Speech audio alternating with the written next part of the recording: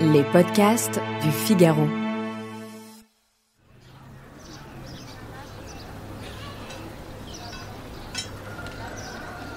Novembre 167 avant Jésus-Christ. Une incroyable foule se presse dans les rues de Rome. Hommes, femmes, enfants, tout le monde est de sortie. Quelques privilégiés sont postés dans les galeries à l'étage des basiliques du Forum. D'autres patientent sur les gradins du cirque Flaminius ou de l'immense cirque Maximus. Mais que se passe-t-il aujourd'hui ? Les Romains attendent le final grandiose d'une cérémonie commencée 2 jours plus tôt. Bientôt, le généralissime Paul Émile, le grand vainqueur du royaume de Macédoine, défilera devant eux. Grâce à sa victoire, Rome devient enfin la première puissance de la région. Combat fratricide titanesque. Gloire à César! Gloire à César! Un roi de Rome à qui il ne manque que le titre. Le plus grand cirque jamais construit dans l'Antiquité. Et tu décides sans nous consulter? Qui osera prétendre que ce n'est pas un meurtre? Caius, Octave, Il sait qu'il peut encore tout perdre. César. Rome va redevenir ce qu'elle a été un jour.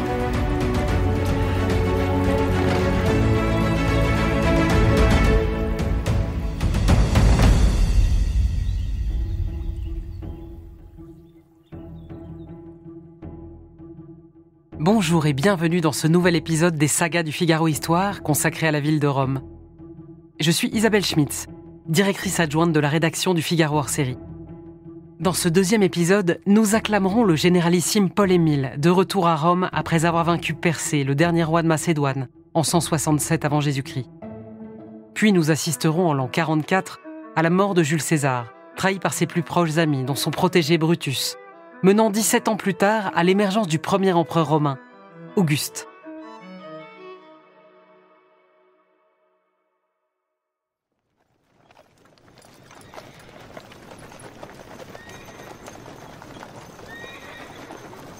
La 2e guerre punique s'est terminée en 202 avant Jésus-Christ.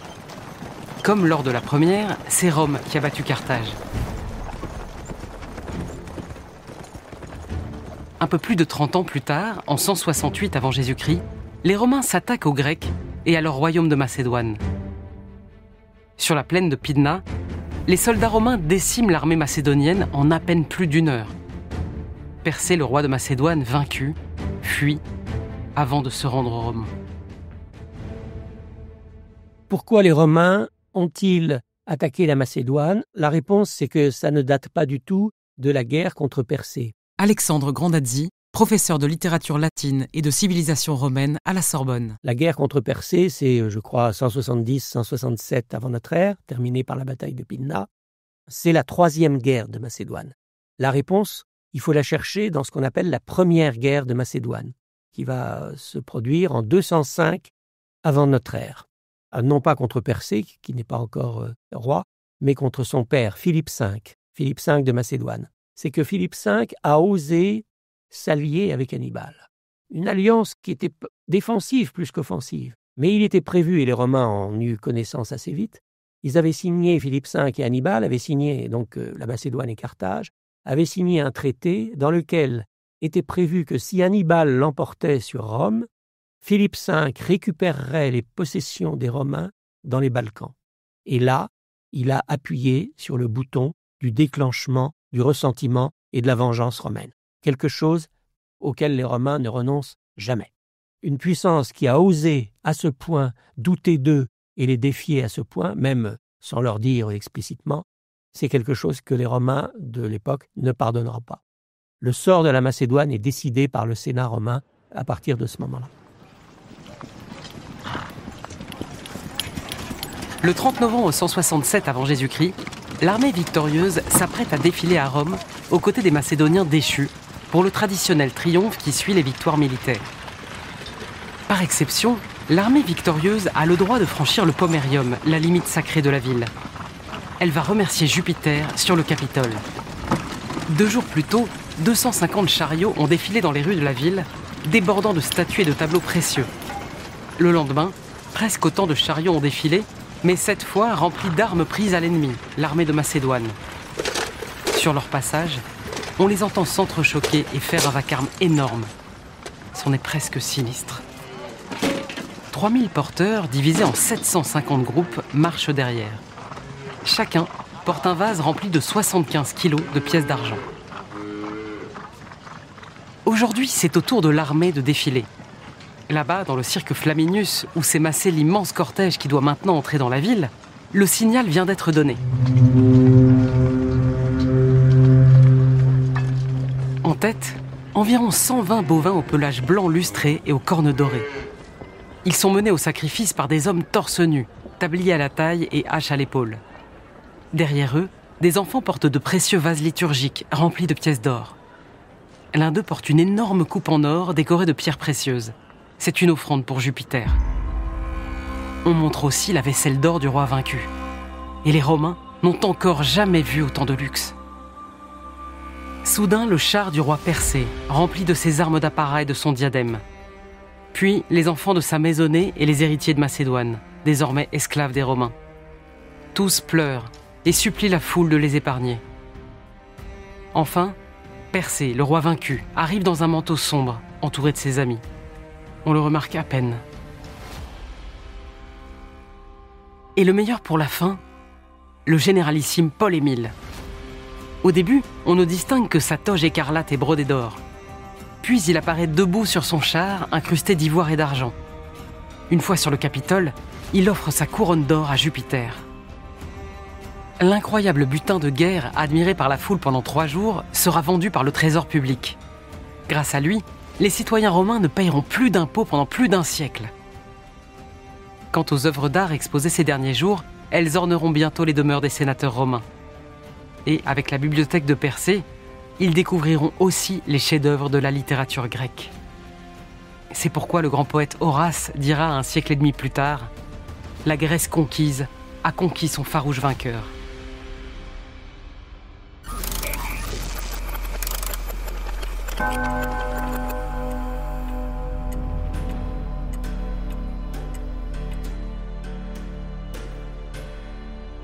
Un peu plus d'1 siècle plus tard, en 44 avant Jésus-Christ, l'impérator Caius Iulius Caesar, le grand Jules César, règne sur tout Rome et son empire.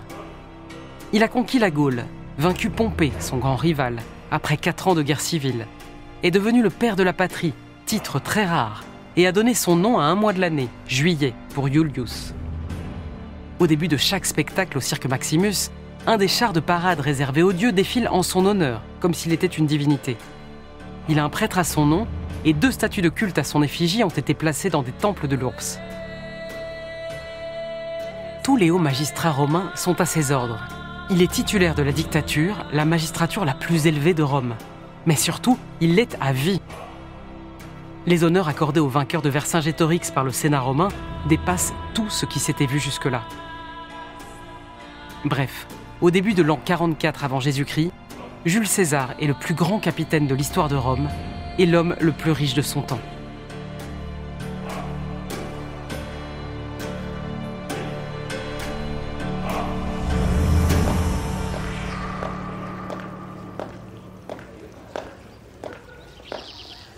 Mais depuis quelque temps, son comportement change. Il reçoit les sénateurs assis sur un trône en or sans même daigner se lever pour les saluer. Cette attitude d'autocrate oriental est pour eux une humiliation. César n'a peur de rien, et il est persuadé que personne n'osera lui dire quoi que ce soit par peur de replonger Rome dans une guerre civile. Et il rêve encore plus grand. Il veut devenir roi. Ce titre confortera son prestige auprès des souverains orientaux qu'il aura à rallier ou à combattre. Il y a moins d'1 mois, lors d'une cérémonie, selon un scénario sans doute convenu d'avance, Marc-Antoine, son bras droit, a tenté d'approcher une couronne de la tête de César. Cela a été un échec. La foule a protesté à chaque tentative.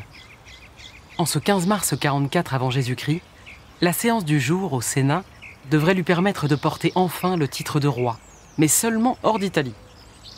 Il s'apprête en effet à partir pour une expédition contre l'empire parthe, vers l'actuel Iran, et selon un oracle, cet empire ne pourra être vaincu que par un roi.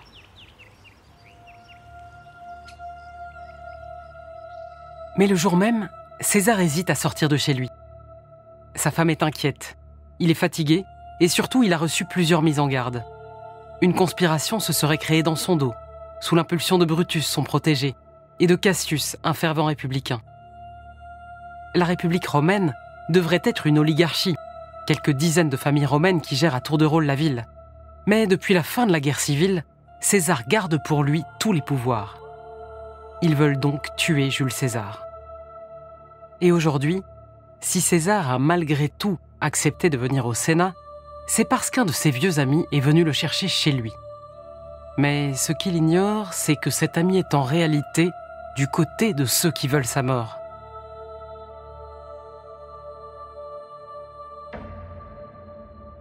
Brutus, pourquoi marches-tu ainsi de long en large?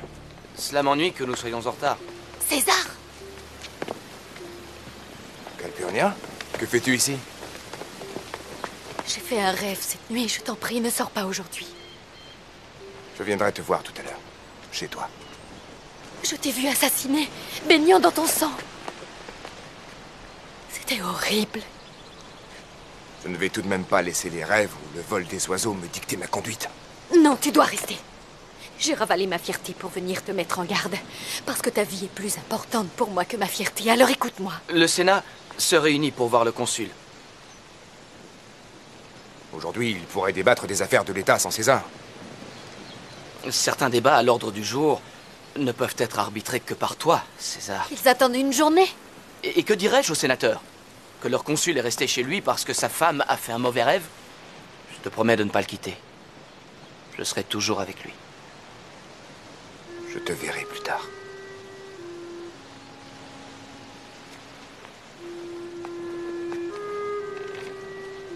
Le 15 mars 44 avant Jésus-Christ, Jules César entre donc dans la salle des séances et s'assoit devant les sénateurs. Rapidement, les membres de la conspiration se lèvent et l'entourent, comme s'ils venaient saluer leur chef. Mais l'un d'eux agrippe la toge de César. Il reçoit un premier coup, puis un deuxième. Il essaie de se défendre et blesse un de ses attaquants avec son stylet. Soudain, il blêmit. Devant lui, Brutus, son protégé et fils de Servilia, l'une de ses maîtresses qu'il a tant aimée. L'histoire a retenu cette phrase prononcée par César. « Tu quoque mi fili, toi aussi mon fils ». César se cache la tête avec un pan de sa toge et tombe au pied de la statue de Pompée, son éternel rival. Il reçoit 23 coups de couteau, dont un seul est mortel.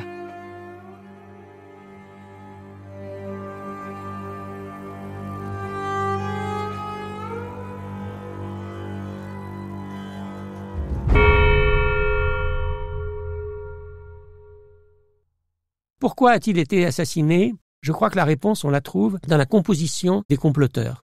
J'ai toujours été frappé de voir que parmi ceux qui assassinent César, il y a les ennemis de toujours, bien sûr, mais il y a aussi des vieux lieutenants, des collaborateurs de César depuis toujours. Et il y a le chouchou de César, Brutus. Et pourquoi des gens qui devaient tout à César ont-ils finalement décidé de rejoindre le complot? Eh bien, la réponse tient à la nature même de ce qu'est la République romaine. Nous, on pense République, on pense régime républicain, Chambre des députés. Ça, c'est complètement anachronique.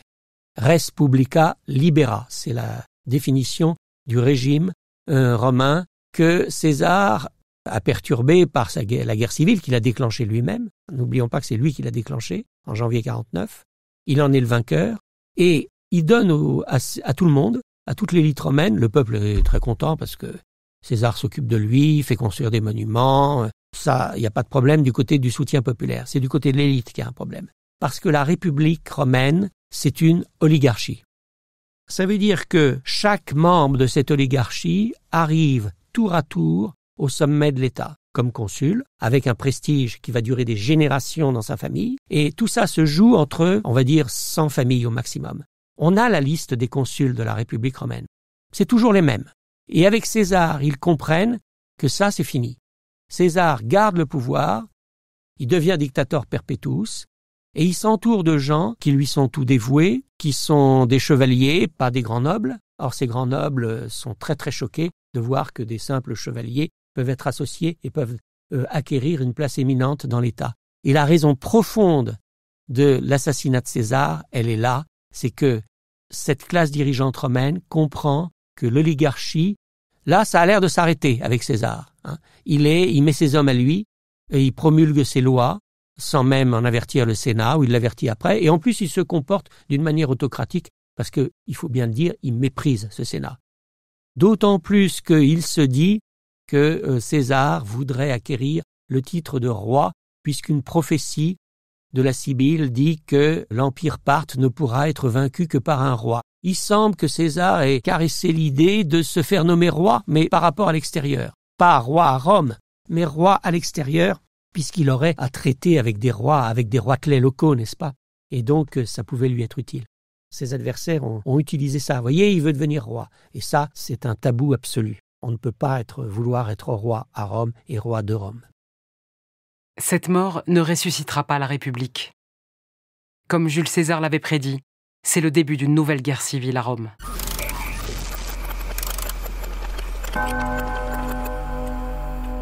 La succession de Jules César est compliquée. Marc-Antoine, bras droit de César, ou Octave, son fils adoptif? Si au début les deux héritiers s'allient, ils s'affronteront finalement pendant 2 ans, de 33 à 31 avant Jésus-Christ. C'est Octave qui remporte la guerre civile le 2 septembre 31 avant Jésus-Christ par sa victoire navale contre Marc-Antoine et Cléopâtre dans le golfe d'Actium, sur la côte grecque occidentale. Il a conquis le pouvoir. Il va maintenant falloir qu'il l'exerce dans la durée. Autrement dit, le fonder sur une légitimité qui ne se réduise pas au seul rapport de force. Pour cela, Octave a besoin de l'appui de l'opinion, du soutien des possédants et aussi de la collaboration de l'élite dirigeante, sans laquelle il est impossible d'administrer un empire aussi étendu que celui de Rome.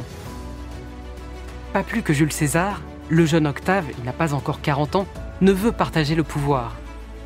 Mais l'échec de César lui a servi de leçon. La royauté et la dictature ne plaisent pas aux Romains. Octave choisit le titre républicain d'imperator, comme César. Avec, il rappelle aux Romains que c'est un chef de guerre victorieux et il s'assure le soutien des vétérans et de la plèbe. C'est la première étape de son plan. Il est auréolé de la gloire de celui qui a rétabli la paix. L'année 29 avant Jésus-Christ, qui a vu son retour à Rome après son triple triomphe, a marqué aussi la vraie fin de la guerre civile. Durant l'année 28, il orchestre une spectaculaire opération de restauration des temples de Rome. La deuxième étape du plan d'Octave est l'épuration du Sénat. Elle lui laisse les mains libres et lui permet de passer de chef de guerre, dux, à princeps senatus, c'est-à-dire président du Sénat, vite abrégé en princeps.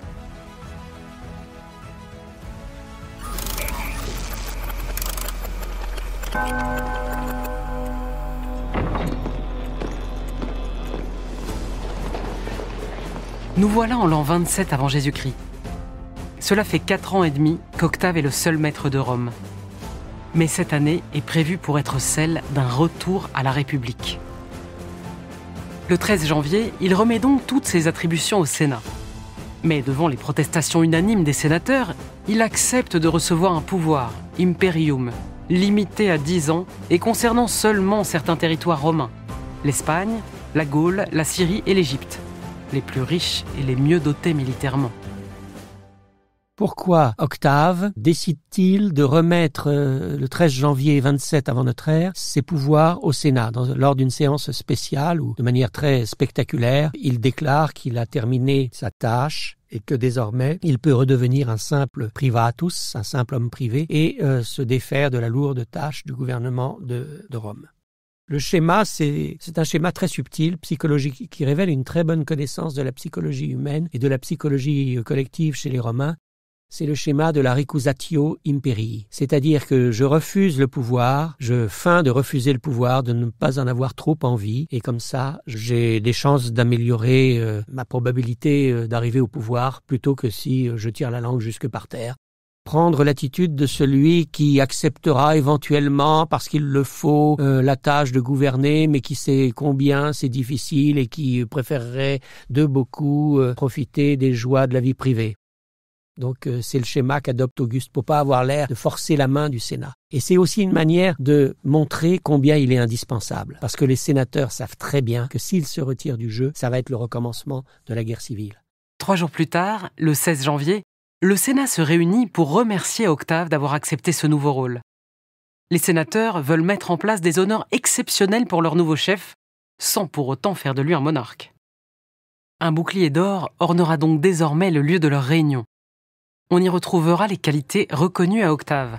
Virtus, le courage, Clementia, la clémence, Justitia, la justice, et Pietas, le sens du devoir.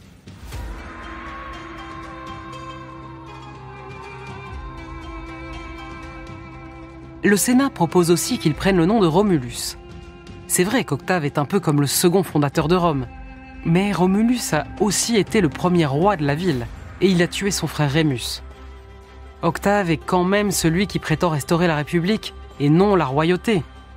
Et son beau-frère Marc-Antoine est mort lors de la guerre civile. Le nom de Romulus n'est pas une si bonne idée. On change d'avis. Un sénateur, Munatius Plancus, l'un des principaux collaborateurs d'Octave, propose un nouveau nom, Augustus, Auguste. C'est un terme emprunté au vocabulaire religieux.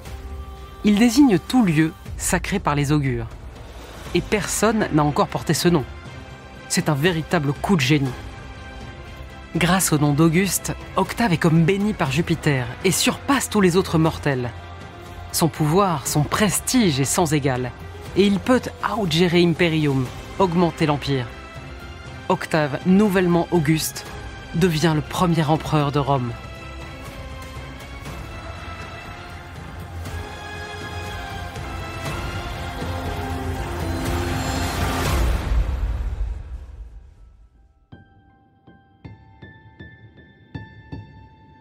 Merci d'avoir écouté ce deuxième volet des sagas du Figaro Histoire consacré à la ville de Rome. Dans le 3e épisode, nous admirerons le nouveau forum de Rome et sa célèbre colonne Trajane, inaugurée en plein apogée de l'Empire en 112. Puis, 3 siècles plus tard, nous tremblerons avec les Romains lors du siège de la ville par les barbares en 410. Enfin, en 800, nous suivrons Charlemagne, roi des Francs, dans son chemin vers Rome, où il se fera sacrer empereur par le pape Léon III. Cet épisode a été adapté pour l'audio par Salomé Boulet, d'après le texte d'Alexandre Grandazzi pour le Figaro hors-série, avec la participation exceptionnelle de l'auteur et historien. Ce podcast a été réalisé par Astrid Landon. À la production, Aude Cérès et Salomé Boulet. Prise de son, Louis Chabin. Le Figaro hors-série romantique La légende des siècles est disponible en kiosque et sur Figaro Store. Vous pouvez retrouver les sagas du Figaro Histoire sur le site du Figaro, rubrique podcast, et sur toutes les plateformes d'écoute. Si vous avez aimé cet épisode, n'hésitez pas à donner votre avis en commentaire. Et n'oubliez pas de vous abonner pour ne pas manquer la suite.